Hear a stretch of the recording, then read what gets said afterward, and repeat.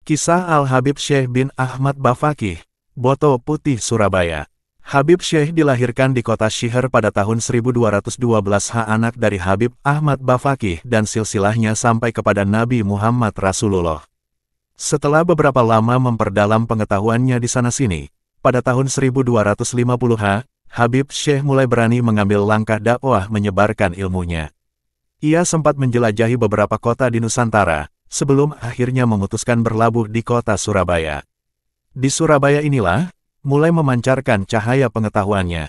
Ia mengajarkan ilmu-ilmunya kepada para penuntut ilmu sekitar, mulai dari fikih, tauhid, tasawuf, dan lainnya.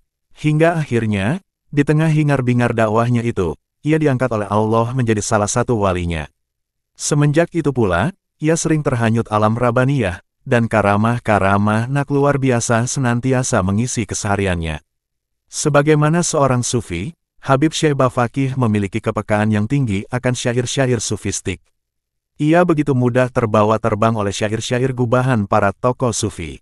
Apalagi bila menyenandungkan syair itu adalah adiknya sendiri, Sayyid Muhammad Bafaqih yang bersuara emas. Dakwah Habib Syekh di Tanah Jawa amatlah sukses. Ia berhasil mengislamkan banyak orang. Selain itu, ia juga berhasil mencetak beberapa ulama. Walhasil, ilmunya benar-benar menyinari belantara Jawa yang masih awan kala itu. Pada suatu ketika tibalah Habib Syekh di kediaman salah satu pecintanya. Ini bukan kunjungan biasa, akan tetapi kunjungan syarat hikmah. Pasalnya, begitu ketemu Sahibul Bait, sang wali menggelontorkan permintaan yang agak ganjil. "Aku menginginkan 2 lembar permadani ini." Titahnya, sang pecinta terkesiap. Bagaimana tidak, yang diminta junjungannya itu adalah permadani buatan Eropa yang super mahal. Barang itu baru saja dibelinya.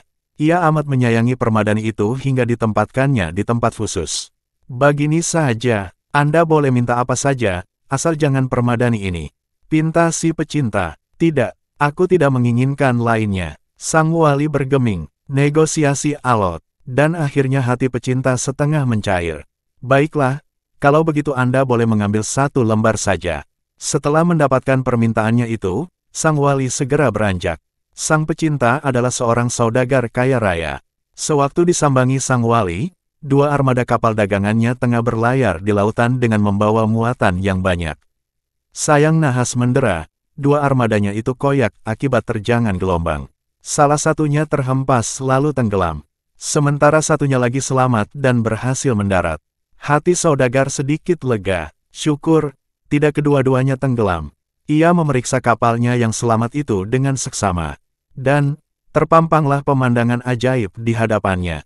Ya, selembar permadani yang dihadiahkan kepada sang wali telah menambal rapat-rapat bagian yang koyak pada perahunya. Ia terpekur, menyesali perlakuannya pada sang wali. "Mengapa tidak kuberikan kedua-duanya saja waktu itu?"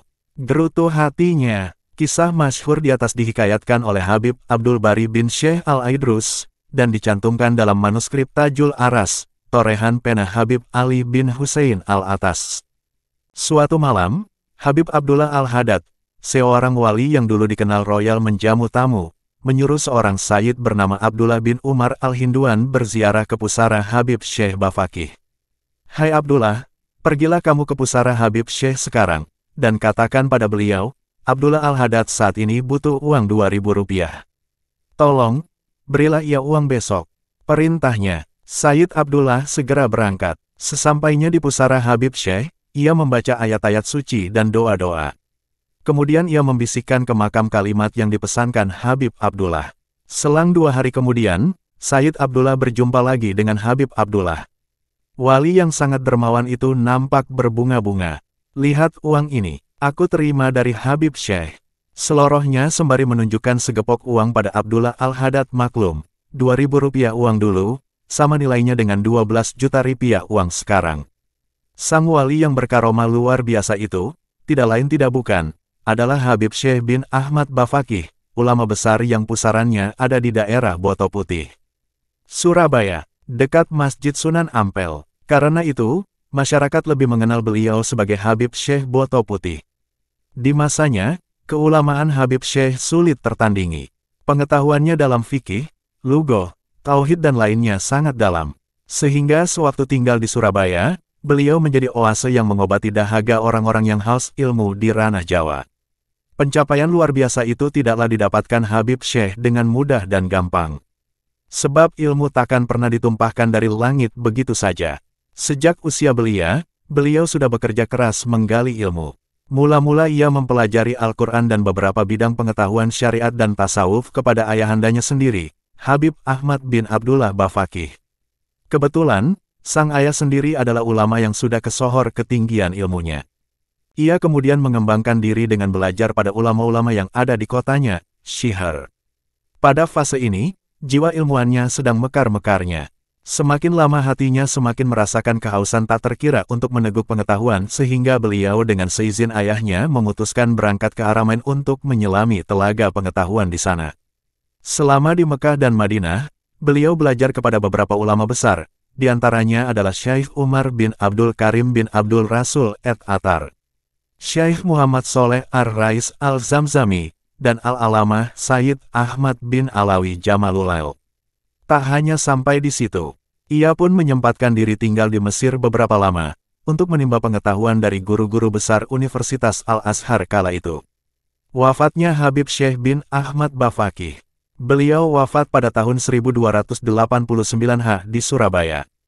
Di atas pusarannya dibangun kubah yang megah, sebagai perlambang kemegahan derajatnya. Sampai kini makamnya tak henti-hentinya diziarahi kaum muslimin, untuk bertawasul dengan mengharapkan barokah.